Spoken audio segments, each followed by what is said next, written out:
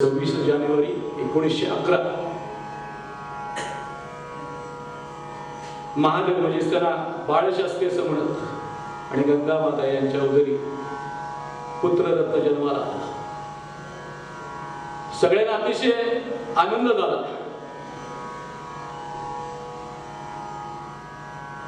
पुत्ररत्न होणं भाग्याचं लक्षण होतं, परंतु मातेच्या मनामध्ये थोडीशी रुखरुख होती. अशी एक आख्यायिका सांगितली जाते की हे पुत्र रत्न प्राप्त व्हायच्या काही दिवस अगोदर पहाटे पहाटे स्वप्न पडलं आणि स्वप्नामध्ये क्रांतिकारक अनंत कान्हेरांसारखा आणि तो सांगतोय की माते, मी जरी फासावरती गेलो असलो तरी मी तुझ्या उदरी जन्म घेईन आणि अशीच काही क्रांतीची कामं करून देशाच्या उद्धारासाठी, देशाच्या रक्षणासाठी, स्वातंत्र्य प्राप्तीसाठी माझा जन्म असेल. एवढं वाक्य ऐकलं खडबडून जागी झाली गंगा.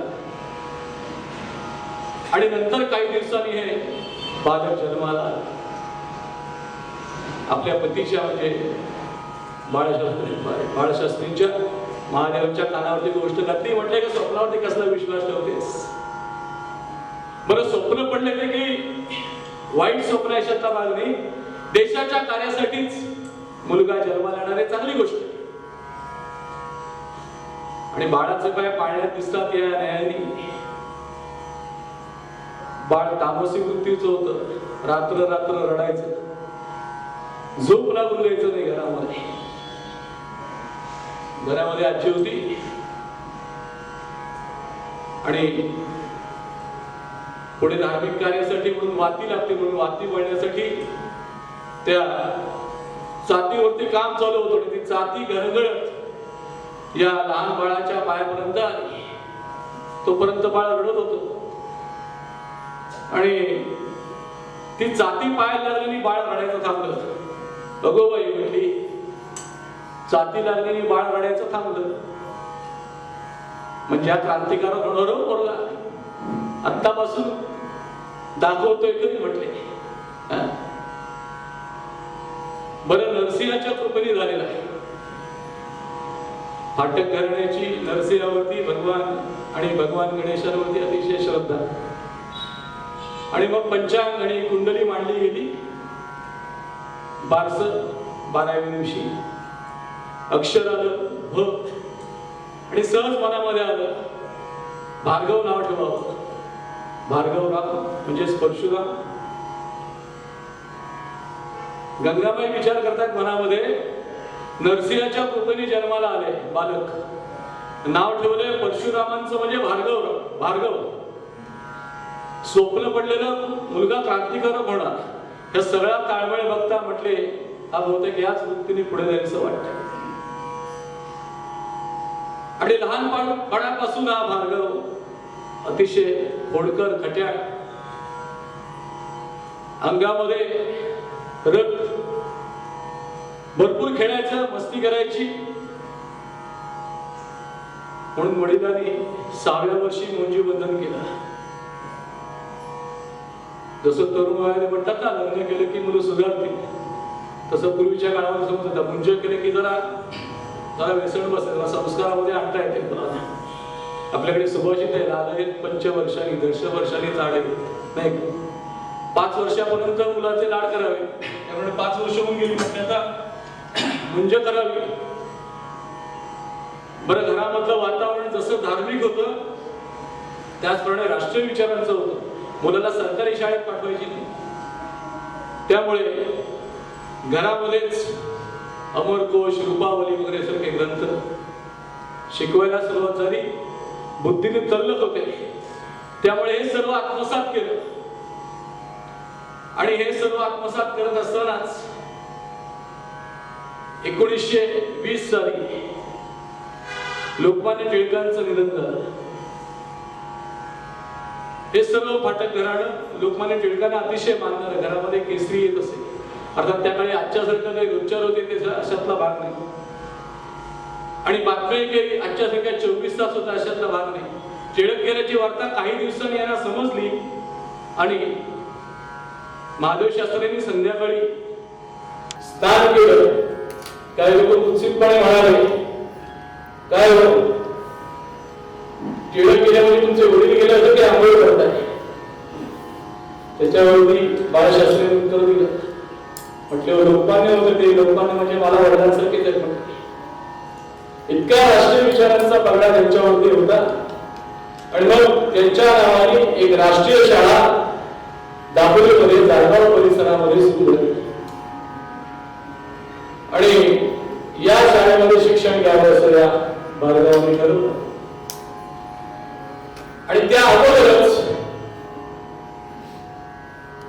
अल्फ्रेड गँडे नावाच्या एका ख्रिस्ती साहेबांनी, गोऱ्या साहेबांनी शाळा काढलेली होती. ती सरकारी विचारांची किंवा काही वेळा आपल्या धर्माचा, ख्रिस्ती धर्माचा प्रचार होण्याच्या उद्देशाने या ख्रिस्तानी, या गोऱ्या साहेबांनी काढलेली शाळा. तरी पण तिथेही प्रवेश भरपूर होते. या राष्ट्रीय शाळेमध्ये हळूहळू प्रवेश वाढत चाललेला आणि वडिलांना न सांगता भार्गवाने या शाळेमध्ये प्रवेश घेतला. आणि एक दिवस प्रसंग कसा झाला, आता जे म्हणजे EGS स्कूल म्हणतो त्याच्या थोडस समोरच ही राष्ट्रीय विचारांची शाळा होती. त्यामुळे तिथे चालणाऱ्या घडामोडी लगेच इकडे समजत असत. आणि एक दिवस प्रसंग असा झाला की या गोऱ्या साहेबाला, गँडे साहेबाला त्यांच्या शाळेमधल्या गोगटे नावाच्या शिक्षकाने असा एक प्रस्ताव मांडला की साहेब आपण बोर्डिंग मध्ये गणपतीची स्थापना करूया, सार्वजनिक गणपतीची. कोण कसला गणपती? मी नाही मानत म्हटले. कुठे गणपती आहे? कसला गणपती म्हटले तुमचा? कसला गणपती म्हटल्यानंतर गणपतीचं चित्र त्या गोगटे सरांनी गँडे साहेबांना दाखवलं. गँडे त्या हातामध्ये घेतला. हा म्हटलं कसले हत्तीच्या सोंडेचा आणि हत्तीच्या मुखाचा, हे कसलं म्हटलं दैवत तुमचं? म्हणून चुरगाळा कागद ती पायाखाली, बुटाखाली तो कागद असा चिरडून त्याचा अपमान केला. गोगटेही राष्ट्रीय विचारांचे होते. ते म्हटले जो साहेब माझ्या देवाचा, भगवंताचा अपमान करतो त्या शाळेमध्ये मी राहणार नाही, म्हणून तत्काळ राजीनामा दिला. ही गोष्ट हळूहळू दापोलीमध्ये पसरली. जेव्हा भार्गवच्या कानावरती हा विषय गेला, म्हटले आपण काहीतरी करायला पाहिजे. वय लहान होतं, काय करायचं? म्हणून शाळा सुटल्यानंतर एका वहीच्या कागदावरती एक क्रॉस काढला. ख्रिस्ती धर्माचं ते चिन्ह आहे ना, असं असं काय करतात ते क्रॉस काढला. आणि त्या हायस्कूल मधून जी मुलं बाहेर पडत होती गँडे साहेबांच्या, त्या मुलांना बोलवलं. म्हटले बघा काय हे, काय आहे? ते म्हटले क्रॉस आहे. कोणाचा आहे? ते म्हटले ख्रिस्ती साहेबाचा आहे ना. म्हटले कागद फाडला त्या दिवशी, त्याचा तसाच गोळा केला, ज्याप्रमाणे गँडने तो पायाखाली चिरडला होता तसाच तो क्रॉस भार्गवाने आपल्या पायाखाली चिरडला. ती मुलं घाबरली. हे म्हटले आपल्यावरती बालट येत असतं, म्हणून भार्गवाला मारायला धावली. 4-5-10 मुलांना पुरून उडणारा भार्गव. ही वार्ता सगळीकडे पसरली, पण भार्गवाच्या मनामधलं काही अजून जात नव्हतं. म्हटले ज्यांनी प्रत्यक्ष माझ्या भगवंताचा, गणपतीचा अपमान केलाय त्याला मी धडा शिकवल्याशिवाय राहणार नाही. काय करायचं? पण तरी मदतीला घेतलं पाहिजे. धडा शिकवूया गोऱ्या साहेबाला, धडा शिकवूया गोऱ्या साहेबाला.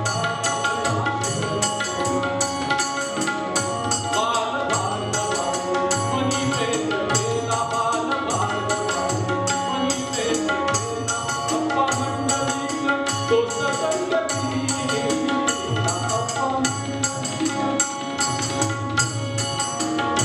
अप्पा मंडळी तो संगती.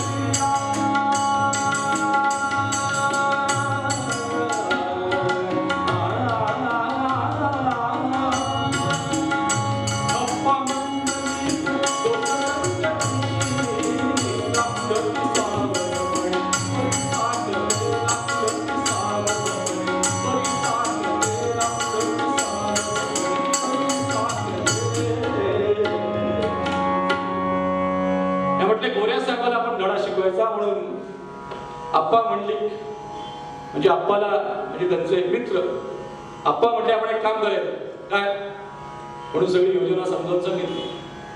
हा गॅडणे साहेब कधी येतो, किती वाजता, कुठून कुठे जातो, सगळा शोध घेतला आणि त्याप्रमाणे योजना ठरवली. सकाळी हा गोरासाहेब नाश्ता वगैरे करायचा आणि जे आता पडीक चर्च आहे ते तेव्हा चांगल्या अवस्थेमध्ये होतं, त्या चर्चमध्ये जायचा. तिथे काय त्याचा जो काही पूजापाठ असेल तो करायचा, प्रार्थना म्हणायचा म्हणजे प्रेयर म्हणायचा आणि शाळेमध्ये शिकवण्यासाठी यायचं. आता जशी घरं आहेत तशी काही पूर्वीच्या काळामध्ये तेवढी तशा प्रमाणात घरं नव्हती. थोडंफार असं जंगल अरण्य असा असतो भाग सगळा. आणि गॅडणे साहेबाला डोक्यावरती हॅट, पांढरा शुभ्र असा तो सूट घातलेला, त्याच्यावरती काळा टाय, पायामध्ये बूट, हातामध्ये ती स्टिक आणि आपल्या नेहमीच्या तोऱ्यामध्ये गॅडणे साहेबाला धिप्पाड गोरापानाचा साहेब घाऱ्या डोळ्याचा. आणि तो येताना पाहिलं, आप्पाचा काही धीर झाला नाही. आप्पा मागच्या मागे तसेच पळून गेले. आप्पा पळून गेला म्हटलं तर आपण काय करायचं, पण भार्गवाने धीर सोडलं नाही. जे कार्य योजलं होतं ते पूर्ण करायचं ठरवलं. हातामध्ये शेणाचा गोळा होता, त्याच कंद्या गॅडणेच्या अंगावरती मारला. अंगावर काय पडलं विस्फोरण बघतोय तोपर्यंत भार्गवाने तिथून पळ काढला. आपल्या पांढऱ्या शुभ्र कपड्यावरती शेण पडलेलं पाहून गॅडणे घाबरला. म्हटलं आपण जर असंच गेलो तर आपली आणखी नाचक्की होईल, त्यामुळे आपण पहिलं घर गाठूया. तो सगळा ड्रेस बदलला, परत आला. राष्ट्रीय शाळेमधल्या मुख्याध्यापकांना पत्र पाठवलं, तुमच्या म्हटले कोणीतरी मुलाने आज चावटपणा केलेला आहे, कोण आहे ते शोधून काढ. मुख्याध्यापकांनी शाळेमध्ये खबर घेतली, कोण रे, कोणी त्या साहेबाच्या अंगावर शेण फेकलं. भार्गवला लहानपणापासून सवय होती खोटं बोलायचं नाही. मी केलं म्हटले. का केलंस? माझ्या गणपतीचा अपमान केला म्हणून. तुला काही वाटत नाही? काय वाटायचं म्हटले, गोऱ्या साहेबांनी माझ्या गणपतीचा अपमान केला म्हणून त्याच्या अंगावरती मी शेण घेतलं.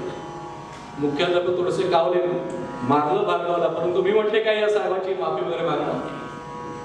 मी मग अशी म्हटलं ना, पाण्याचे काय पाण्यात असतं ते असेल. अशा वृत्तीचा भार्गव थोडस शिक्षणामधलं लक्ष कमी होतं आणि सरकारी शाळेमध्ये शिक्षण घ्यायचं नाही. राष्ट्रीय शाळा मात्र आता हळूहळू बंद पडायला लागली. कारण असं होतं, त्या गॅडणे साहेबांनी प्रचार असा केला, जो कोणी या राष्ट्रीय शाळेमध्ये जाईल त्याला सरकारी नोकरी मिळणार नाही. त्यामुळे हळूहळू शेवटी लोक पोटाळते असतात, तो सगळीच काही राष्ट्रासाठी येतात अशातला भाग. आणि मग भार्गवानी जालगावमधून टाळसूरमध्ये जाण्याचं ठरवलं आपल्या मामांकडे. मामांकडे शेती होती त्यांच्या मामांकडे. तिथे ऊसाची लागवड केली, अंगमेहनतीची कामं केली. एकदा मामांबरोबर चिपळूणला परशुरामच्या मंदिरामध्ये गेलेला असताना तिथे काही आश्रमातली मुलं आलेली होती. त्या आश्रमातल्या मुलांचे व्यवहार पाहिले, त्यांचे राष्ट्रीय विचार पाहिले आणि मनामध्ये असं ठरवलं की जीवनामध्ये आपण काही करायचं तर हेच करायचं,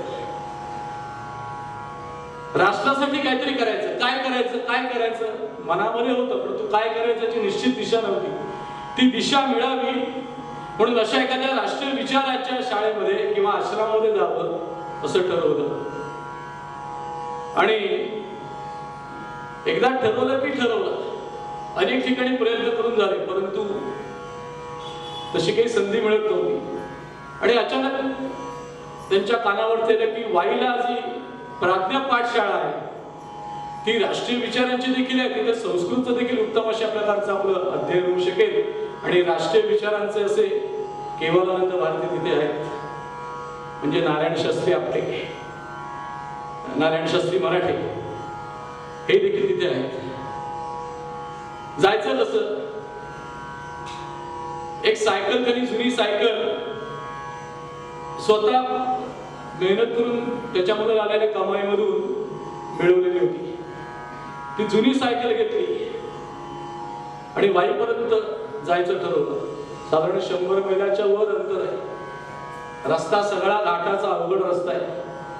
आज आपण एसटीने जाताना सुद्धा आपल्याला विचार करायला लागतो की आपल्या गाडीने जाताना सुद्धा महाबळेश्वर वाईमार्गे जाताना आपल्याला विचार करायला लागतो. त्यावेळची परिस्थिती आठवून बघा, साधारण 100 वर्षापूर्वीची. पण एकदा ठरवलं की ठरवलं आणि साधारण प्रतापगड पर्यंत आले आणि सायकल पंक्चर झाली. काय करायचं? तेव्हा काहीशी सरस दुकान होती पंक्चर काढायची. समोरचा टायर तर ती ट्यूब गेलेली होती. आपल्या गाठोड्यामधला पंचा काढला, गवत काढलं, त्याच्यामध्ये भरलं. आता म्हटलं किमान चालत तरी पुढपर्यंत जाता येईल, पण तिथपर्यंत चालत गेले वाईपर्यंत. आणि तिथे व्यवस्थापक होते तात्यासाहेब आपटे नावाचे. घामाघूम झालेला सगळा चेहरा, सगळा सदरा भिजलेला, बळकट सगळा झालेला. कोण रे तू? हा, काय काम काय तुझं इथे? मी असं आलोय, माझं नाव भार्गव महादेव पाठक, मी आपल्या प्राथमिक शाळेमध्ये पाठशाळेमध्ये शिकू इच्छितो. अरे ते ठीक आहे, पण वडिलांची चिठ्ठी आणलीस का? तर वडिलांची चिठ्ठी आणायची असते माहिती होतं, परंतु वडील चिठ्ठी देतील का नाही माहिती नव्हतं. म्हटलं वडिलांची चिठ्ठी काय आणली नाही? नाही, चिठ्ठी आणलेली असला मला तुला प्रवेश मिळणार. म्हटले काय करावं प्रश्न पडला भार्गवाला. तसाच वाईच्या कृष्णाबाईच्या तीरावरती गेला, नदीवरती गेला, पाणी मारलं, थोडस चेहऱ्यावरती जरा बरं वाटलं. 7 आणे बरोबर आणलेले होते, त्यातले 2 आण्याचे चणे चुरमुरे घेतले. कृष्णाबाईचं पाणी प्यायला मनामध्ये विचार करतोय,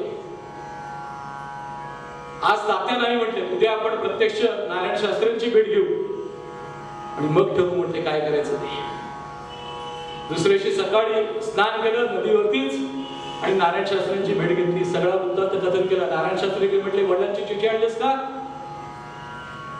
चिठ्ठी नाही आणलेली म्हटले, पण म्हटले माझा काका शिकायला होता प्राथमिक पाठशाळेमध्ये, काकांचा संदर्भ दिला. हा म्हटले ठीक आहे, पण म्हटले मी असंच शिकवणार, तू काही दिवस माझ्या बरोबर राहा, माझा मदतनीस म्हणून राहा, मग हळूहळू तुला शिकवी. चालेल म्हटले. आणि वाईमध्ये या भार्गवाचा थोडस संस्कृतचं अध्ययन, आश्रमातली शिस्त कडक होती. पहाटे पहाटे उठायचं, व्यायाम करायचा, नदीवरती जायचं, गार पाण्याने स्नान करायचं, पुन्हा यायचं, संस्कृतची संथा, त्याच्यानंतर ते शब्द सोडवायचे वगैरे वगैरे, सर्व व्याकरण सोडवायचं. दुपारी माधुकरी मागायची, माधुकरी मागून जे येईल ते घ्यायचं. अशा कष्टप्रद याच्यामध्ये भार्गवाचं जीवन सुरू झालं. आपण या महात्मा गांधींच्या सत्याग्रहामध्ये सगळ्यांनी सामील झालं पाहिजे. हो, सगळ्यांनी सामील झालं पाहिजे म्हणून तेव्हा कुठे 10 लोक तयार व्हायचे. मग आश्रमामध्ये या वाईच्या पाठशाळेमध्ये नारायण शास्त्रींनी प्रस्ताव ठेवला. एक 10 जणांचा चमू तयार केला आणि अर्थात ह्या सगळ्यांना सवय होती, ग्रामसफाईची सवय होती. वाईमध्ये सफाईची कामं ही सर्व मुलं नित्याने करत असत.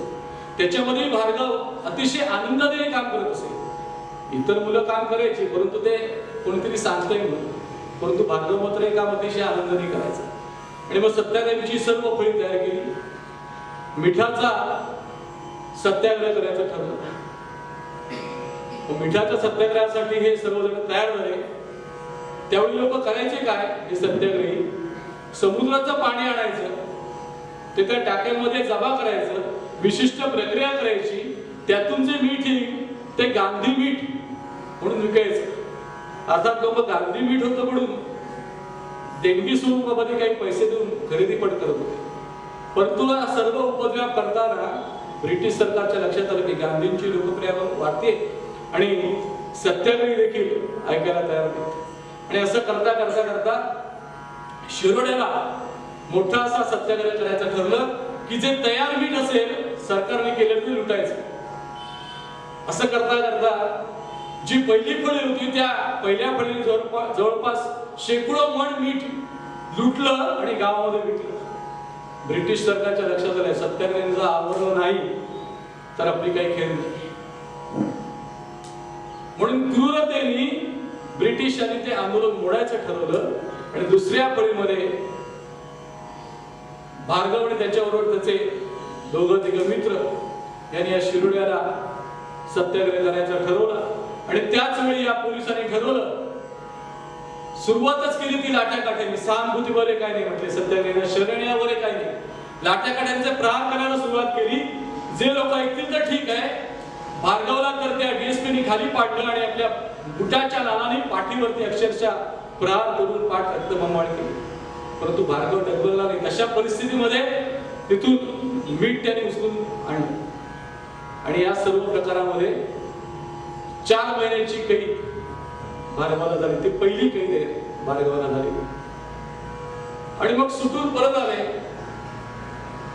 आणि 4 महिन्याच्या कैदेमध्ये भार्गव विचार करतोय मनामध्ये, आपण निशस्त्र निहत्या सत्याग्रही असताना ब्रिटिशांनी क्रूरपणे आपला सत्याग्रह मोडून काढायचा, आपल्यावरती अनन्वित असे अत्याचार करायचे, सत्याग्रहींना मारायचं. कारण त्या सत्याग्रहामध्ये गोळीबार देखील झाला होता आणि गोळीबारामध्ये एका सत्याग्रहीचा मृत्यू झाला होता. ही गोष्ट भार्गवला अतिशय रागवली. आपण शांतपणे आंदोलन करायचं आणि ब्रिटिशांनी मात्र ते मोडून काढायचं, हा सत्याग्रहाच्या मार्गापेक्षा भार्गवच्या मनामध्ये सशस्त्र क्रांतीचे वारे व्हायला लागले होते.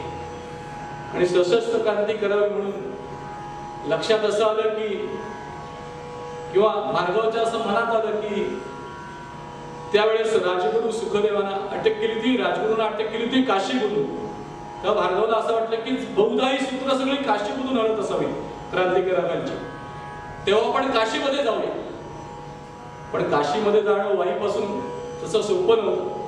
म्हणून मामांच्या म्हणजे नारायण शास्त्र्यांच्या कानावरती का तुम्ही संस्कृत शिकायला काशीत जातोय असं सांगितलं आणि मामांनी परवानगी दिली म्हणून काशीमध्ये गेले आणि काशीमध्ये संन्याशांच्या मठामध्ये राहायला लागले. आणि मग तिथून बारकाईने लक्ष ठेवत होते की कुठे क्रांतिकारक असतील, कुठे क्रांतिकारकांचे तळ असतील. बरं, भाषा सगळी अनोळखी, प्रदेश सगळा अनोळखी, अशा अनोळखी प्रदेशामध्ये भार्गव राहण्याचा प्रयत्न करतोय. त्या संन्यासांच्या आश्रमामध्ये वेगवेगळे विचित्र अनुभव भार्गवाला लागले. हे म्हणतात नुसतेच भगव्या कपडीतले गोसावी आहे, आम्ही गोसावी गोसावी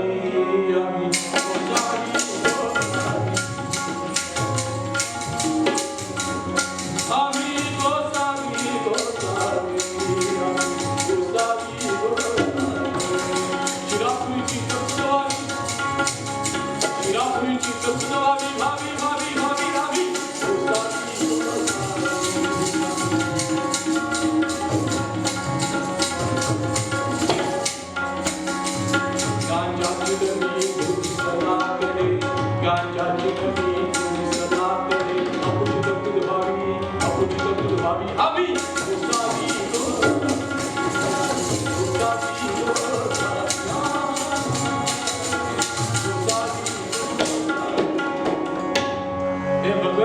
सगळे साधू नव्हे, संधी साधू निघाले. बरेच जण स्वार्थी विचारांचे होते, वेगवेगळ्या प्रकारची व्यसनं करायची. या भगव्या कपरीच्या खाली हे भार्गवाला सहन होईल. बरं, तिथे जाऊन क्रांतिकारकांशी संधान साधावं म्हणून काही क्रांतिकारकांशी संधान बांधण्याचा प्रयत्न केला. परंतु बरेच वेळा लक्षात असं आलं, क्रांतिकारक जमतात, बैठका बऱ्याच होतात, म्हणजे चर्चा बऱ्याच होतात, पण कृती काहीच होत. त्यामुळे भार्गवाने ठरवलं की आपण इथे राहण्यामध्ये काही फारसा अर्थ नाही, म्हणून पुन्हा एकदा परत आले. आणि परत आल्यानंतर 1932 साली महात्मा गांधींना अटक झाली. महात्मा गांधींना अटक झाली तेव्हा भार्गव तेव्हा दापोलीमध्ये होते. आणि महात्मा गांधींना अटक झाली म्हटलं आता आपण काहीतरी करायला पाहिजे. काय करायचं? आपल्याच बुद्धीने ठरवलं. म्हटले ज्या ठिकाणी वर्तमानपत्र जात नाहीत, बातम्या जात नाहीत, तिथपर्यंत राष्ट्रभक्तीचा संदेश पोहोचवायचा. म्हणून महात्मा गांधी की जय म्हणायचं, भाषण करीत करीत गावोगावी फिरायचं. ही सर्व खबर ब्रिटिशांना लागली, कारण ब्रिटिश अतिशय हुशार होते. प्रत्येक सत्याग्रही तुरुंगातून सुटल्यानंतर काय करतो हे बघण्यासाठी त्यांनी पथकं नेमलेली होती. त्यामुळे भार्गवाच्या पाठीवरती देखील पोलीस होतेच.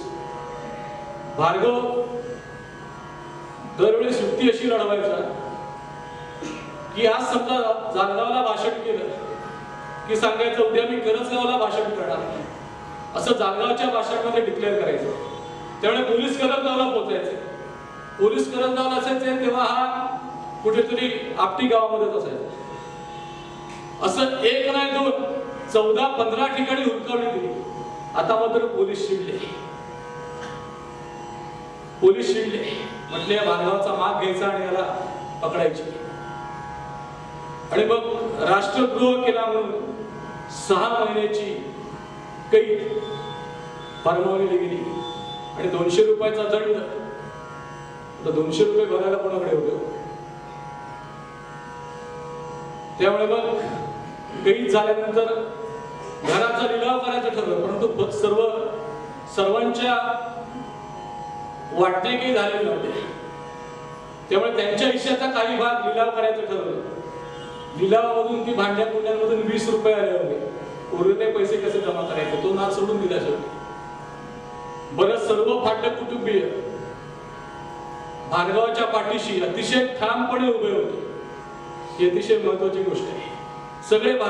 सर्व फाटक कुटुंबीय जरी प्रत्यक्ष म्हणजे स्ट्रीम मध्ये लाईमलाईट मध्ये जरी भानगाव असला तरी सर्व कुटुंबीय या ना त्या प्रकारे भानगावच्या सत्याग्रहासाठी मदत करत होते. त्यांचे सर्व भाऊ असतील, काका असतील, सर्व त्यांना मदत करत होते. अर्थात प्रकाश झोताच्या बाहेर ब्रिटिशांना संशय येणार नाही अशा पद्धतीने, परंतु भार्गवाचा कोणी त्यासाठी दुस्वास केलेला नाही, कोणी त्याचा द्वेष केलेला नाही, ही महत्वाची गोष्ट आहे. आणि 6 महिन्याची कैद झाली, रत्नागिरीमध्ये आले आणि भार्गवाच्या दृष्टीने अतिशय भाग्याचा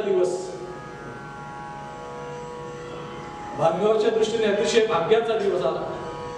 कारण याच रत्नागिरीच्या कारागृहामध्ये सेनापती बापट आणि कोकणचे गांधी असा त्यांचा गौरव उल्लेख केला जातो. असे अप्पासाहेब पटवर्धन यांची भेट भार्गवाला झाली आणि अतिशय महान विभूतींच्या संगतीमध्ये 1 नव्हे 2 महिने 6 महिने राहिल्यामुळे राष्ट्रभक्तीचे विचार आणि दिशा नक्की झाली. याच काळामध्ये अप्पासाहेबांनी तुरुंगामध्ये आंदोलन उभारलं. आंदोलनामध्ये कैद्यांना वेगवेगळी कामं दिली जात होती. अप्पासाहेबांनी ठरवलं नाही, हे जमणार नाही. म्हटले मलाही महिला सफाईचं काम करायचंय तर ते सफाईचं काम मला करू द्यावं. काय मागणी बघा, लोक साफसफाई करायला, महिला सफाई करायला विशिष्ट जातीमधली लोक असताना अप्पासाहेब पटवर्धन म्हणतात की मला हे काम करायचंय, मला हे काम करू द्या.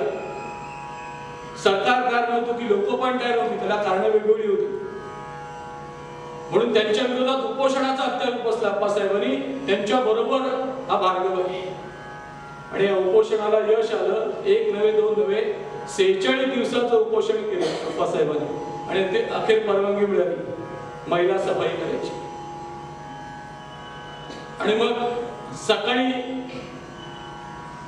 ती मानवी निष्ठा महिला उचलून न्यायची वेळ आली. भार्गवने याच्या अगोदर सफाईचं काम केलं होतं, परंतु असं सफाईचं काम केलं नव्हतं. त्या ड्रम मधून तो सगळा महिला हाताने भरायचा, त्या ड्रम मध्ये टाकायचा आणि खांद्यावरती घेतलेला ती दुर्गंधी सगळी आणि तो महिला सगळा अंगावर सांगतोय. शिशारी आली आणि तो सगळा ड्रम खाली पडला भार्गवाच्या रस्त्यामध्ये. अप्पासाहेब बोलणारे काय रे भार्गवा, नव्हतं काम करायचं नाही, कारण कशाला केलंस? सफाईचं काम मागून येत असता कर म्हटले सफाई. बाकीचे सगळे कारागृहामधले जे त्यावेळेचे काम करणारे किंवा ते अधिकारी ते सगळे असायला लागले. लाजीरवाणा वाटलं महिला सफाई करायला लागली म्हणून नाही. तो महिला हाताने सगळा भरला आणि पुन्हा टाकून दिला. एवढं विस्तृत वर्णन करायचं कारण एवढंच आहे, आपल्याला ऐकताना सुद्धा शिशारी येते. भार्गव आणि त्या तरुण वयामध्ये हे काम कसं केलं असेल आपल्या सर्वांना त्याची जाणीव व्हावी यासाठी हे सांगतो. आल्यानंतर गार पाण्याने स्नान केलं तेव्हा कुठे बरं वाटलं भार्गवला, परंतु भार्गव आणि मग तुरुंगातून सुटायचा दिवस आला. भार्गवाच्या डोळ्यामध्ये पाणी आलं. आप्पासाहेब विचारतायत, सेनापती बापट विचारतात, का रे बाबा भार्गव रडतोस का? आता भार्गवला सगळे घरच्या नावाने म्हणजे बाबा म्हणून ओळखायला लागलेले होते. बाबा का रे डोळ्यात पाणी तुझ्या? बाबा म्हटले, हो तुमचा सहवास नाही मिळणार. 6 महिने तुमच्या सहवासामध्ये ही राष्ट्रभक्तीचे संस्कार माझ्यावरती होत होते. तुमचा सहवास मला नित्य घडत होता. आता मी करू काय म्हटले? का म्हटले सांगतो काय करायचं ते. तुरुंगातून सुटल्यानंतर काय करायचं सांगतो म्हटले. पण शक्यतो परत तुरुंगात यायला लागू नये अशा दृष्टीने थोडं म्हटले चातुर्य दाखव. आता म्हटले साईक्स नावाचा एक गव्हर्नर दापोलीमध्ये येतोय. राज्यभर त्याचे दौरे चालू आहेत. दापोलीमध्ये पण त्याचा दौरा आहे. तेव्हा त्याला बदमाश गव्हर्नर गो बॅक अशा घोषणा द्यायची. चालेल म्हटलं, करूया का. भार्गव सुटून आला, बाबा सुटून आला आणि हा साईज गव्हर्नर दापोलीमध्ये हरणेमध्ये येणार अशी बातमी समजली. हरणेमध्ये म्हटले आपलाच परिसर आहे, सगळा पायाखालचा परिसर होता. मग नेहमीचा सदरा, टोपी, हाफ पॅन्ट अशा वेशामध्ये जर आपण निदर्शन केलं तर आपण पकडले जाऊ याची खात्री होती. कारण गव्हर्नर समोर इथल्या स्थानिक जे गव्हर्नन्स होतं त्याला असं दाखवायचं होतं की इथे सर्व आर्मेड आहे. इथे ब्रिटिशांविरोधात कोणतेही वातावरण नाही. इथे सर्व ब्रिटिश धाटणे सर्व आहे. इथे कोणताही ब्रिटिशांच्या विरोधातला काम होत नाही. अशा प्रकारचा दिखावा सरकारला करायचा होता, तिथल्या स्थानिक सरकारला करायचा होता. त्यामुळे बाबाला नोटीस गेली, घराच्या बाहेर पडायचं नाही. पुढचे 4 दिवस बाहेर पडायचं नाही. तुम्ही कोण म्हटले मला नोटीस पाठवणार? बाहेर पडले. इथून करंजगावला गेले. करंजगावून कोलठेऱ्यामध्ये गेले. कोलठेऱ्याला मुक्काम केला आणि रात्री निघाले परत करंजगावला आले. करंजगावला उत्सवाचं नाटक चालू होतं. ते नाटक संपल्यानंतर तिथे भाषण केलं आणि करंजगाववरून आड मार्गाने हळूहळू रातोरात पहाटे पहाटे चालत चालत चालत हा गव्हर्नर जेव्हा येणार होता तेव्हा हरणेच्या दिशेने निघाले. आता जो बायपास रोड आहे त्याच्या आसपास जागा पकडली. जागा नेमकी हिरली. ब्रिटिशांनी जवळपास 250 आपले पोलीस आणि 250 पोलीस पाटील यांची फौज ठेवली होती रस्त्याच्या दुतर्फा, कोणी निदर्शनं करू नयेत म्हणून. आणि गव्हर्नर बोटीने यायचा होता. ती बोट धक्क्याला लागायची नाही हरण्याच्या. तिथून वेगळ्या पडावानी तो गव्हर्नर आणि मोटारीने दापोलीमध्ये यायचा असा बेत केलेला होता. आणि 2-3 मोटारी येताना पाहिजे. साधारणपणे मधल्या मोटारीमध्ये साहेब असतात असं लक्षात घेतलं बाबांनी. आणि त्या मोटारीच्या समोर आला आणि बदमाश गव्हर्नर गो बॅक, बदमाश गव्हर्नर गो बॅक अशा घोषणा दिल्या. काच खाली केली गव्हर्नरने. म्हटलं कोणतरी ओरडतोय. काय ओरडतोय? बदमाश governor go back. Governor go back म्हटल्यानंतर त्यांनी त्या डीएसपी काय म्हटले, तुमच्याकडे काय नाही म्हटलं. नाही म्हटले कोणतरी असेल वेडा म्हणजे माहिती नाही. तुमच्या इथे सत्याग्रही आंदोलन आहेत म्हटले चालू, त्याचा तपास करा. तपास करा म्हणेपर्यंत बाबा थांबतोय कुठे? बाबाला सगळ्या वाड्या वस्त्या माहिती. तिथून पसार झाले वाड्या वस्त्यामधून इकडून तिकडून फिरून जालगावला परत आले. काही दिवस गवताच्या गंजीमध्ये लपून बसलेले होते. आणि असं होता होता होता सापडले नाही हातामध्ये. आणि समाजसेवेचं हे काम करावं हा विचार मनामध्ये पक्का होता. आणि होता होता होता अडखळ गावामध्ये, लहानसं गाव अडखळ नावाचं, तिथल्या एका वस्तीवरती बाबाने जायचं ठरवलं. आणि तिथल्या वस्तीवरची, त्या गावगुसाबाहेरच्या वस्तीवरची त्या सर्व लोकांची अवस्था पाहिली. आणि त्या ठिकाणी काम करायचं असं ठरवलं. परंतु पोट्या पाण्यासाठी काहीतरी करायला पाहिजे ना. म्हणून मग खादीचे तागे आणायचे आणि खादीचे कपडे म्हणजे कापड विकायचं असा उद्योग सुरू केला. पण त्याच्यामधून फारसं काही अर्थार्जन होईना. एक दिवस शेजारीच त्यांचे एक मुस्लिम पिंजारी आलेला होता. टिंग टिंग टिंग ते गादी पिंजऱ्याचा कापसाची ती धुंपली घेऊन आलेला आणि गाद्या करायचं काम चालू होतं. एक 2-3 तासामध्ये गाद्या तयार करून झाल्या आणि किती झाले म्हटले 7 रुपये झाले. 7 रुपये द्या. बाबांनी ते सगळं काम पाहिलं. काय रे म्हटले, एवढे 2-3 तास काम केलं, जरा कोणी कापूस पिंजलास आणि 4 गाद्या भरल्या तर 7 रुपये कसले? ते म्हटले तू करशील काय असलं काम, तुला येईल काय असलं काम करता? हो म्हटले त्याच्यात काय आहे, कापूस पिंजायला एवढंच काम आहे ना, करीन की म्हटलं. अरे म्हटले जेणू काम तेणू काय, भट्टा बाबांची कामं नाही ती. हा तुला नाही जमायचं. नाही जमायचं नाही हा शब्द नव्हता बाबांच्या शब्दकोशामध्ये. ती धनुकली आणली, त्याच्यावरती प्रयोग करायला सुरुवात केली. धातूची तार अगदी तुटायला लागली म्हणून चांबड्याची तार मुंबईत खास मागवली. तो धनुकली, तो धोटा तयार केला, गाद्या भरायचं काम तयार केलं. आणि कोकणचा पिंजारी म्हणून ते बाबांची ओळख आहे. त्याच्यामुळे अनेक वर्ष बाबांनी तो व्यवसाय पुढे चालू ठेवला. पुढच्या पिढीपर्यंत तो व्यवसाय आपल्याला माहिती आहे सगळ्यांना चालू होता. आणि असं करत असताना समाजसेवेचं व्रत म्हणून अडकळ गावामध्ये बाबा अडकळ हरिजन बसतील अडकळ जन बसतील बाबा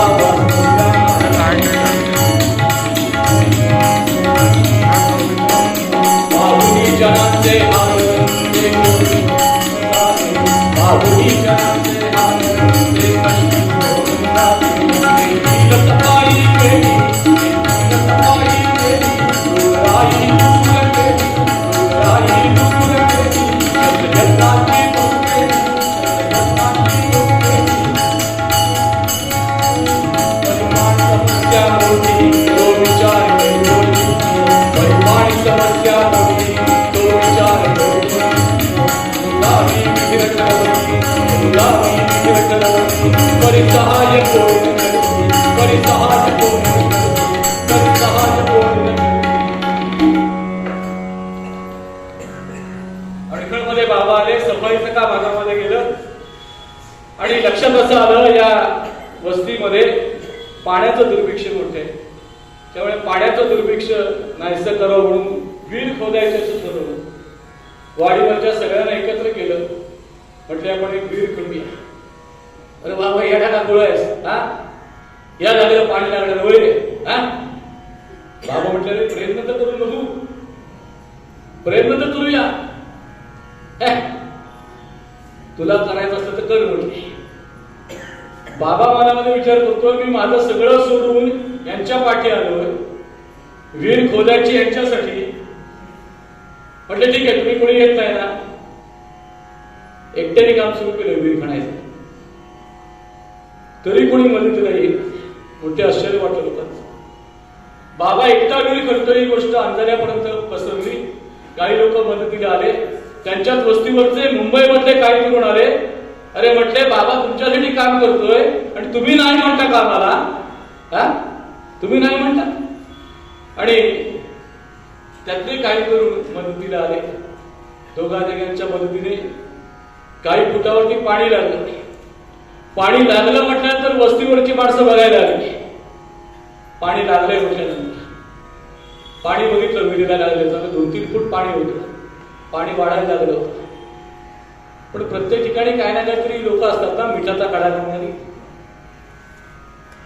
म्हटले बामणांनी रात्री विहिरीमध्ये पाणी ओतून ठेवलं असेल, असं काय विहिरीला पाणी लागलं तिथे. हा हुशार आहे म्हटले, त्यानेच आधी पाणी ओतून ठेवलं असं का पाणी लागले म्हणून सांगतोय. विहीर परत खणायला सुरुवात केली, मोठी विहीर केली आणि मग पाण्याचा भरपूर असा साठा पाहिला. तेव्हा मात्र सगळ्यांच्या लक्षात आलं. मग सत्याची पूजा घातली वस्तीवर. पण वस्तीवरती भर घेणार म्हणून म्हटलं मीच भर, कारण सर्वकृत्य राहिलं होतं. आणि मग त्यानेच पूजा चालवली. आणि मग लोकांमध्ये अशी ओळखता बसली की बाबाला पाणी कुठे समजतो.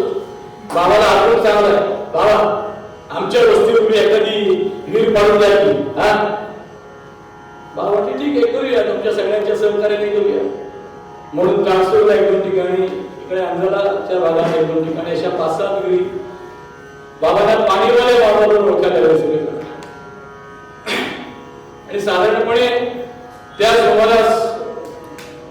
झालेली होती अशी. त्याच्या अगोदरच बाबासाहेब आंबेडकरांनी त्या समाजाला शपथ दिली की म्हटल्याप्रमाणे ढोराचं कातड काढायचं नाही, मेंदूचं ढोर कोणी कापायचं नाही, त्याचं चामडं कोणी काढायचं नाही.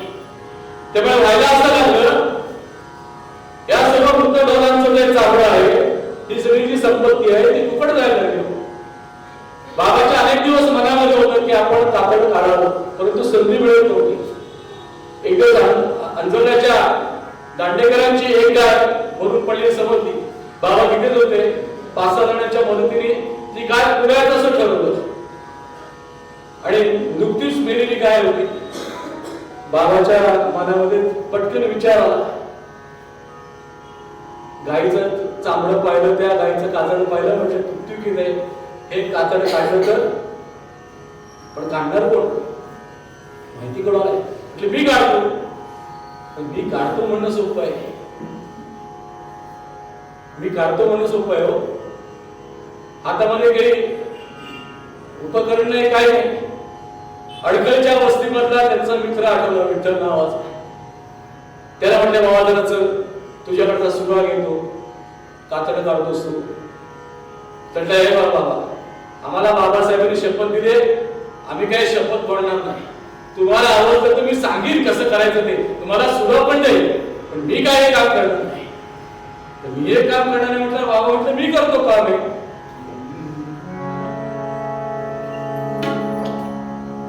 मर्त्य गाईचा छेद घेतला,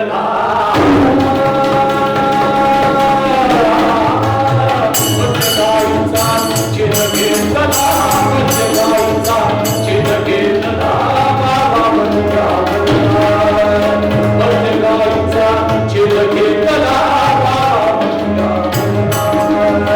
हिर करुणी बहुप्रयत्ने, यशस्वीच्या पहिला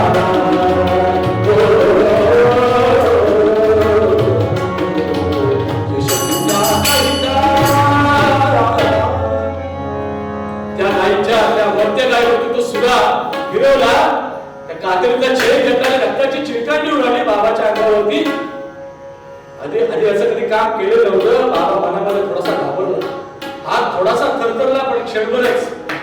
पण पुन्हा मनाचा निर्णय केला, गाईचं कातड काढलं. आता थोडं कमी थोडं जास्त होणार, पण त्याच्यामध्ये काही त्या कामामध्ये काही थोडे तरबेज झाले नव्हते. कातड कमवण्याचं काम, कातड काढण्याचं काम केलं, पण नुसतं कातड काढून उपयोगाचं नव्हतं. त्या कातडावर पुढे प्रक्रिया कशी करायची, त्यापासून चर्माला काढावं आपण, असं बाबांनी मनात घेतलं. आणि ते सगळं शिक्षण वर्ध्यामध्ये उपलब्ध होतं. दरम्यान घरचे विचारायला लागले, बाबा काही लग्नाचा काही विचार आहे का नाही. बाबा म्हटलं, लग्नाचा विचार आहे, पण तो पण क्रांतिकारकच होता मनामध्ये विचार. लग्न करायचं ते सुद्धा म्हटले, आपण एखाद्या बालविधवेशी करूया किंवा एखाद्या वेश्येच्या मुलीशी करायचं वगैरे, असे काही क्रांतिकारी विचार बाबांच्या मनामध्ये होते. किंवा आंतरजातीय विवाह करायचा असंही मनामध्ये होतं. आंतरजातीय विवाह करावा असं त्यांनी मामांजवळ बोलून दाखवलं. मामा म्हटले, एक मुलगी तरी पाहिजे होती, परंतु मामा म्हणजे नारायण शास्त्री सांगितलं की त्यापेक्षा ती तुझ्याशी त्यांचं किती पटेल माहिती नाही, एखाद्या बालविधवेशी विवाह करावा असं ठरलं. आणि शांता नावाच्या एका मुलीशी विवाह करायचं असं ठरवलं. शांता नामे, शांता नामे, शांता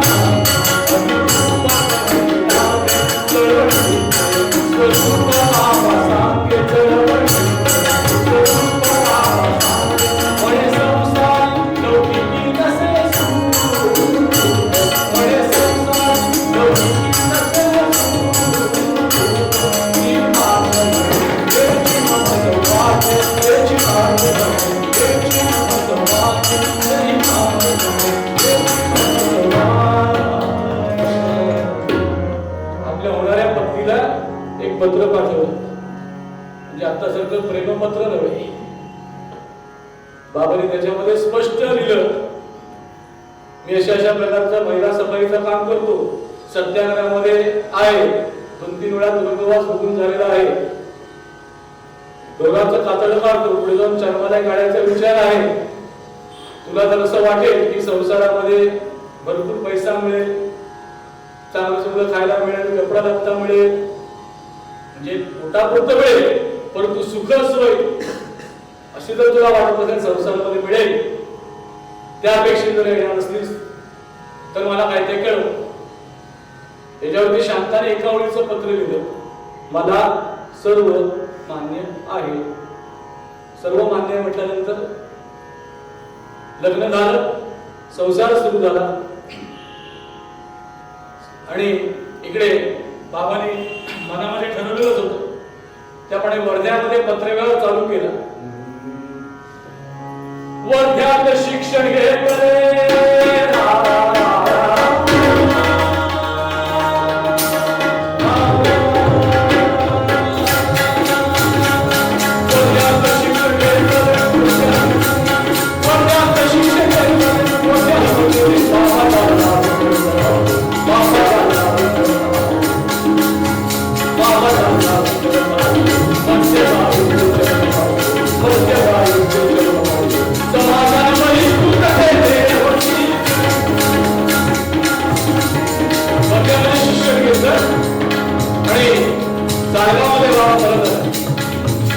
आणि गाईचं चामडं त्याला सुटवलं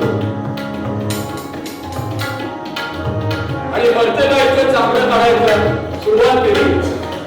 जाळगावमध्ये ते समाजाला मानलं गेले, समाजाने बहिष्कार करायचं ठरवलं. परंतु बाबाचा सर्व ऐकून लौकिक पाहिला 2-3 महिन्याच्या वरात काही बहिष्कार टिकला नाही. उलट बाळशास्त्रीने विनंती केली की म्हणजे तुम्ही असं करा, घरामध्ये कुटुंब शांत करा, बाबाला वेगळं पंक्तीला बसवा, म्हणजे आम्ही तुम्हाला समाजामध्ये सामील करून घेऊ. त्याच्यावरती बाळशास्त्री कडाडले, अरे म्हणते माझा म्हणलं हॉटेलात पाणी सुद्धा पिते, इतकं शुद्ध चारित्र्याचं आहे, एक सफाईचं एक उत्तम असं राष्ट्राचं काम करतोय तो, आणि तुम्ही बहिष्कार घालता त्याच्यावरती. तुम्हाला घ्यायचं असतं तर घ्या म्हणजे समाजामध्ये, नाहीतर आमचं काम सगळं चालू आहे. तर त्या काळामध्ये शेतीची वगैरे सगळे कामं अडलेली असताना या सर्व पाठक कुटुंबियांनी आणि त्यांच्या हितचिंतकांनी या कामामध्ये त्यांना मदत केली होती.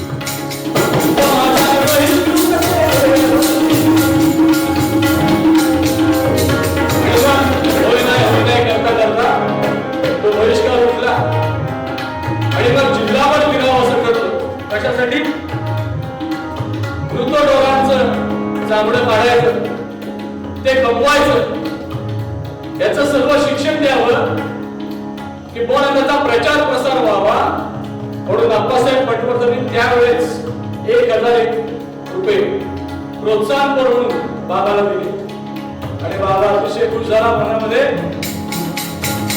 मग जिल्हाभर फिरण्यास, मग जिल्हाभर फिरण्यास, मग जिल्हाभर फिरण्यास अप्पा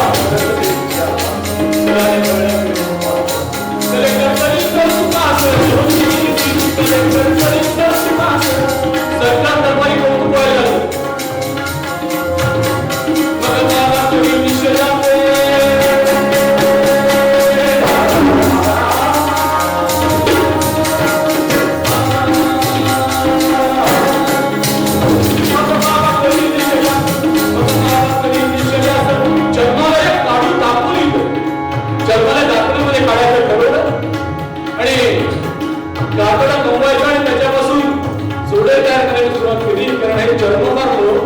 बाबांना कमी किमतीमध्ये टाकणं मागायचं.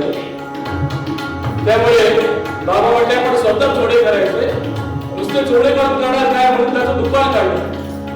आणि मग दुकानाच्या उद्घाटनाला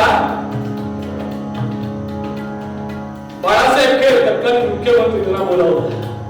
बाळासाहेब खेरांनी 40 मिनिटाची वेळ दिली होती, पण 90 मिनिटाचं भाषणच झालं त्यांचं आणि जवळपास 5 ते 7 हजार लोक या कार्यक्रमाला उपस्थित होते. आणि नंतर मग जेव्हा चपलाचं चालू आणि चपलाचं दुकान काढलं, त्या चपलांचं दुकानाच्या उद्घाटनाला साने गुरुजी स्वतः दुकानाच्या उद्घाटनाला आले. आता स्वतः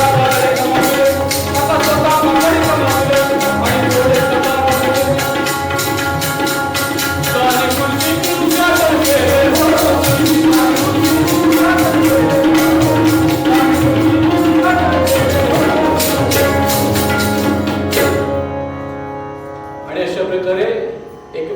प्रकारची राजमान्यता या सर्व व्यवसायाला मिळाली आणि होता 1939 साल उजाडलं आणि दुसऱ्या महायुद्धाची धामधूम सर्वत्र सुरू झाली. गांधीजींनी पुन्हा एकदा सर्वांना सांगितलं की ब्रिटिशांना या प्रकरणी आपण सहाय्य असं करायचं की कोणी सैन्यामध्ये भरती व्हायचं नाही. आणि इकडे सत्याग्रहाचं आंदोलन जोरदार सुरू झालं. बाबांचं पण काही त्याच्यामध्ये रमे आणि मुंबईमध्ये आले मूषक बाणामध्ये. मूषक बाण म्हणजे एक क्रांतिकारकांनी ठेवलेलं नाव होतं. 1943 च्या आसपास साने गुरुजी वगैरे सर्व मंडळी त्या मूषक बाणामध्ये येत असत. क्रांतिकारक रोज एक परभणीचा शब्द म्हणजे कोडवळ ठरवायचे. या मूषक बाणामध्ये जर प्रवेश हवा असेल तर तो परभणीचा शब्द विचारल्याशिवाय कोणालाही त्याच्यामध्ये प्रवेश मिळत नसे. आणि याच्यामध्ये अतिशय गुप्त अशा बैठका करायच्या, गावठी बॉम्ब तयार करायचे, पिस्तूल तयार करायची, क्रांतिकारकांना पुरवायची, अशा प्रकारचं काम सुरू झालं. आणि ब्रिटिश या सगळ्यांच्या मागावरती होतेच आणि होता होता होता हुलकावणी देत होते बाबा या सगळ्यांना. आणि या बाबाने अटक झाली आणि त्यांची पत्नी शांता यांना देखील अटक झाली. कारागृहामध्येच दुसऱ्या अपत्याचा जन्म झाला. त्यांचं नाव ठेवलं क्रांतिकुमार. पहिले भगतसिंग आणि यांचा कारागृहामध्ये जन्म आहे. लक्षात घ्या की देशभक्तीचं बाळपण त्यांना इथपासून मिळालेलं आहे पुढच्या पिढीला. आणि मग बाबांनी आणि त्यांचे मित्र विठ्ठल परांजपे यांनी असं ठरवलं की आपण भूमिगत व्हायचं.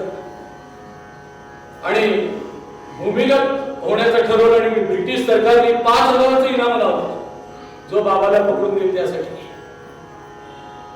आणि बाबा जर दिसला तर कमरेखाली गोळ्या घाला अशा प्रकारचे आदेश पोलिसांना बजावले होते. आणि होता होता होता हुलकावणा देत देत ते फिरत असताना बाबांना अटक झाली. 7 वर्षाची सक्त मजुरी आणि 2100 रुपयाचा दंड ठोठावला गेला. 2100 रुपये भरायला काही बाबांनी सरकार जमा करायला म्हणून 3 वर्षाची आणखी काही त्यांना संबंध गेली. परंतु नंतरच्या काळामध्ये 1945 मध्ये असेंब्लीमध्ये आपलं सरकार आल्यानंतर म्हणजे राष्ट्रीय विचारांचं सरकार आल्यानंतर 17 सत्याग्रहींना सोडण्याचं ठरवलं. त्याच्यामध्ये बाबांचा नंबर होता. तरी पण 2 वर्षाची कैद बघून सक्त मजुरी बघून बाबा परत आले. आणि तुरुंगामधले ते अतिशय कष्टप्रद असं जीवन होतं. सक्त मजुरी होती.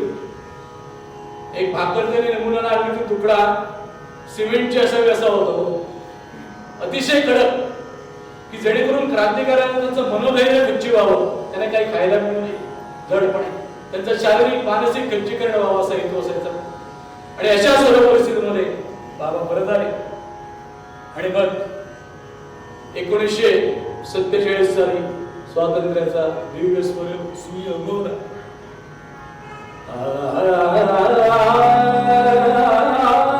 दिव्य स्वातंत्र्य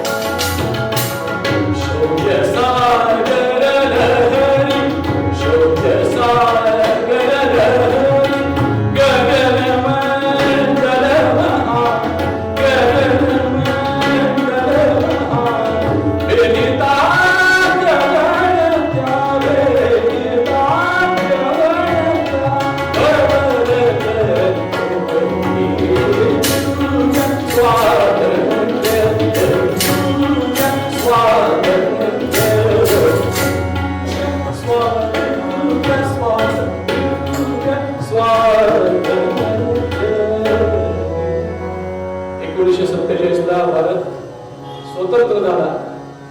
ज्या स्वराज्यासाठी स्वातंत्र्यासाठी म्हणून या असंख्य क्रांतीवीरांनी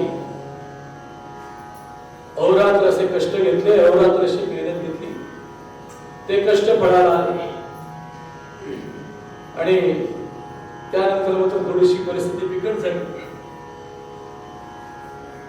ज्या राष्ट्रीय काँग्रेसमध्ये अनेक वर्ष बाबांनी काम केलं होतं, देश स्वतंत्र झाल्यानंतर मात्र अशा काही घटना घडल्या. 1948 ला महात्मा गांधींचा मृत्यू झाला. त्याच्यानंतर साने गुरुजींनी देखील स्वतः आत्मर्पण केलं. अशा अनेक घटना या बाबांच्या मनाला थोड्याशा व्यथित करत होत्या. त्यांचा परममित्र जो त्यांच्यावर भूमिगत झाला होता, असंख्य वेळा त्यांच्यावर होता, असं विठ्ठल परांजपे, स्वातंत्र्य सैनिकांकडून पेन्शन मिळावी म्हणून या विठ्ठल परांजपेंनी सरकार दरबारी अनेक अर्ज केले, विनंत्या केल्या, परंतु तुमची दाद लागली नाही. शेवटी त्यांनी पत्रक काढलं की तुम्ही जर मला हे पेन्शन दिलं नाही तर मी अमुक दिवशी गांधींच्या समाधीसमोर स्वतःला संपवून घेईन. बाबांनी त्याला परावृत्त करायचा प्रयत्न केला होता, परंतु ऐकलं नाही. विठ्ठल परांजपे देखील गांधींच्या समाधीसमोर आत्मर्पण केलं. एक दीड वेळची बातमी आली फक्त पेपरामध्ये, कोणीतरी क्रांतिकारकांनी वेडाच्या भरामध्ये स्वतःला संपवून घेतलं. वेडाच्या भरामध्ये ज्या क्रांतिकारकांनी आपल्या जीवाची, संसाराची पर्वा केली नाही, त्याची तुम्ही वेडेपीर म्हणून उल्लेख करता. पुस्तकात म्हटले, नाचविता तुझ्या अंतरे शृंखले राहत, तुझ्या यशाचे पावाड गाता गळ्यात येतात, चरणांचे तव पूजन केले म्हणून गुन्हेगार, देता जीवन अर्घ्य तुला सर्व वेडेपीर. हे सर्व वेडेपीर ठरले. देश निर्माता आपण तुझ्या खुशीचा वेळ नाता. या क्रांतिकारकाने शेवटी भारत मातेच्या खुशीचा आधार घेतला. मनामध्ये भीतीच झाली बाबा, आणि आता समाजसेवा करावी, राजकारणापासून अलिप्त व्हावं असं बाबांनी ठरवलं. जो चर्मोद्योग चर्माने चालू होतो ते चालू होतं. त्यांच्या पत्नीची उत्तम अशी साथ त्याने मिळत होती. त्यांचे चिरंजीव भगतसिंग हे देखील त्यांना त्यांच्याकडे मदत करत होते. क्रांती देखील मदत करत होते. त्यांची पत्नी देखील मदत करत होती. आणि असा सर्व जीवनक्रम चालू असताना समाजसेवेचा एक भाग म्हणून त्यांनी अनेक असे उपक्रम राबवले. त्याच्यामध्ये शेतीमध्ये त्यांनी वेगवेगळ्या प्रकारचे प्रयोग केले. दरम्यानच्या काळामध्ये आपल्या दापोलीमध्ये शेती महाविद्यालयाची स्थापना झाली. त्या शेती महाविद्यालयाला अनेक एकर जमीन दिली गेली. बाबांनी त्यांना मिळालेल्या कातळ्यामधल्या जमिनीमध्ये खूप प्रयोग केले. शहरामध्ये येणारा कचरा असेल, मैला असेल, तो सर्व वाहून आणायचा बैलगाड्यामधून. मृत जनावरांचं मांस त्याच्यामध्ये टाकायचं, माती टाकायची आणि सेंद्रिय खताची निर्मिती करायची. कातळ्यामध्ये खड्डे करून बाग करून अक्षरशः बाबांनी. आणि बाबांनी एक पत्रक काढलं सरकारच्या नावाने. इथे येऊन म्हटले, बघा माझी शेती बघा आणि या कृषी महाविद्यालयामधलं हे सगळं तंत्र बघा. म्हटले, सर्व प्रकारची साधन सामग्री उपलब्धता असताना, उत्तम अशा प्रकारचे तंत्रज्ञ असताना, सर्व मनुष्यबळ असताना आपल्या महाविद्यालयामध्ये अशा प्रकारचं कमी पीक का, कमी उत्पन्न का, ज्यामधून काही उत्पन्नाचं साधन होऊ शकेल, ज्यामधून तिथला शेतकरी स्वयंपूर्ण होऊ शकेल, त्या स्वयंपूर्णतेमधून गाव स्वावलंबी होऊ शकेल, अशा प्रकारचे काही योजना आपण राबवणार आहोत का. अशा प्रकारचं पत्र बाबांनी काढलं. कृषी प्राज्ञ बाबा भटकशी सही केली. त्या पत्राची दखल घेतली गेली, परंतु त्याच्यामधून फारसं काही केलेलं अजून सुद्धा आपल्याला दिसत नाही. अजून देखील कृषी विद्यापीठामध्ये राबेसारखे उपक्रम चालू आहेत, ते त्याच मोहिमेअंतर्गत आहेत. परंतु या शेतीमधून काही व्हावं, किंबहुना शेती महाविद्यालयामधून किंवा सर्वच महाविद्यालयामधून कृतीशील शिक्षण देण्यात यावं, की ज्यामधून काही असं शिक्षण की शेतामध्ये जाताना नुसतं पुस्तकी शिक्षण नको. इतकं खत द्यायचं, त्या झाडाची एवढी उंची होते, एवढी पानाची लांबी असते, एवढ्या वजनाचं फळ असतं. यापेक्षा त्या विद्यार्थ्यांनी स्वतः शेतामध्ये जावं, नांगर धरावा, ती शेती करावी अशा प्रकारचे बाबांचे विचार होते. वेळोवेळी बाबांनी ते मांडून दाखवले होते. त्यांच्या घराण्यामध्ये आयुर्वेदही चालत आलेलं आणि त्या आयुर्वेदाचाही प्रचार प्रसार बाबांनी केला. त्या काळामध्ये हाफकिन इन्स्टिट्यूटचे अनेक शास्त्रज्ञ बाबांची भेट घेण्यासाठी येत असत आणि बाबाही त्यांना अनेक गोष्टी या औषधी मुलींविषयीच्या समजावून सांगत असत. त्यांना जे काही माहिती होते ते सांगत असत. महंत कंदासारखा एखादा कंद की ज्याच्यामुळे त्याच्यावर विशिष्ट प्रक्रिया केली की 7-8 दिवस भूक लागत नाही माणसाला, अशा प्रकारचा कंद बाबांनी शोधून काढला. त्याच्यावरती काही संशोधन करा म्हणून सांगितलं होतं. असे हाफकिन इन्स्टिट्यूटची माणसं देखील येत होती. आयुर्वेदावरती असंख्य प्रयोग केले.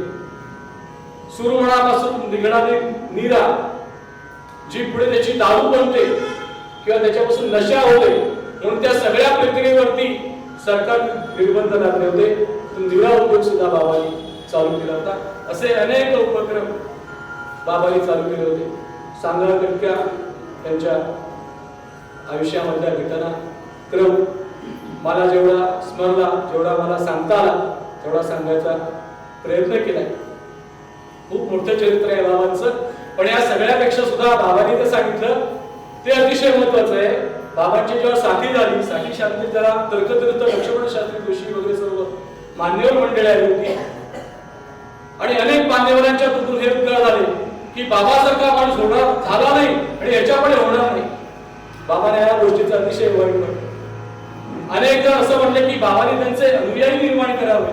बाबा म्हटले माझे अनुयायी निर्माण करायचे हे काम मी करावं असं नव्हे, तुम्ही माझ्यापासून प्रेरणा घ्यावी आणि हे काम करावं. बाबांच्या जीवनाची जी सुप्री होती, चतुसूत्री होती, साधी राहणी, या साध्या राहण्यामध्ये सुद्धा दिवसाभरामध्ये एक तरी उत्पादक काम करायचं, म्हणजे ज्याच्यापासून काही उत्पादन होईल अशा प्रकारचं काम केल्याशिवाय जेवायचं नाही अशा प्रकारचा बाबांचा नियम होता. गाईचं दूध घ्यायचं, सोनं अंगावरती घातलं नाही कधी, परंतु सोनं उकळून घ्यायचे, सांधेदुखी कमी होते म्हणतात त्याच्यामुळे. साध्या राहणीमधून आपलं जीवन व्यतीत करत असताना बाबांना अनेक मान सन्मान पुरस्कार मिळाले, परंतु मान सन्मान पुरस्कार मिळावे म्हणून बाबांनी कधीच त्यासाठी आपण असे प्रयत्न केले नाही. 15 ऑगस्ट 1972 साली तत्कालीन पंतप्रधान श्रीमती इंदिरा गांधी यांच्या हस्ते त्यांना सन्मानपत्र आणि ताम्रपट देऊन त्यांना गौरवण्यात आलं. दलित मित्र या पुरस्काराने देखील त्यांना गौरवण्यात आलं. अनेक पुरस्कार मिळाले, पण बाबा म्हटले करा माझा पुरस्कार जेव्हा असेल जेव्हा माझ्यासारखी अनेक मंडळी या ध्येयाने प्रेरित होतील आणि कामाला लागतील, तो माझ्यासाठी सिद्धी असेल. असं करता करता वृद्धापकाळाने जरी शरीर थकलेलं असलं तरी मन मात्र अजूनही होतं. जे काही संशोधनाचं काम असेल ते करत होते. वेदांवरती देखील त्यांनी संशोधन केलं.